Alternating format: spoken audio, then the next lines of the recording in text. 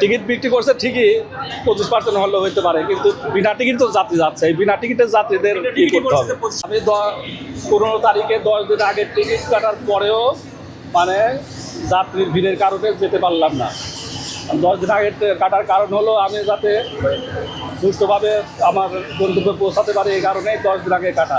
কিন্তু এখানে দেখছি বিনা টিকিটে অনেক যাত্রী ট্রেনে ভ্রমণ করতেছে, যার কারণে টিকিট যারা কাটছে তারাই যেতে পারতেছে না।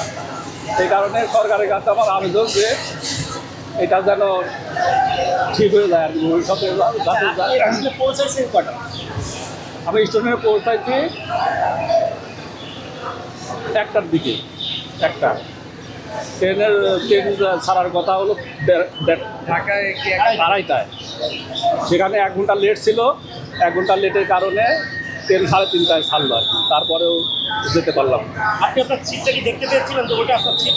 হ্যাঁ, সিট দেখতে পাচ্ছি, কিন্তু উপায় নাই তো, কারণ ওই গেটেই তো যাত্রী অনেক চাপ, ভিতরে তো যাওয়ার কোনো চান্সই নাই। এখন আপনি এই টিকিটটা নিয়ে কি করবেন? এখন টিকিটটা ছিঁড়ে ফেলে আমি অন্য উপায়ে এখন যাবো আর কি। এই ভোগান্তির জন্য আমি ট্রেন কর্তৃপক্ষ সরকারের এখানে নজর নাই, এর জন্য এই দুইটাই দায়ী। কারণ ঈদের টিকিট কোনো এক্সচেঞ্জ হয় না, ঈদের আগে পরে কাটলে ওইগুলাই এক্সচেঞ্জ হয়, একটা নির্দিষ্ট একটা লিমিট আছে, এর মধ্যে এক্সচেঞ্জ হয়। আর ঈদের টিকিট এক্সচেঞ্জ হয় না। এখন এটার তো কোনো মূল্য নেই, এই কারণে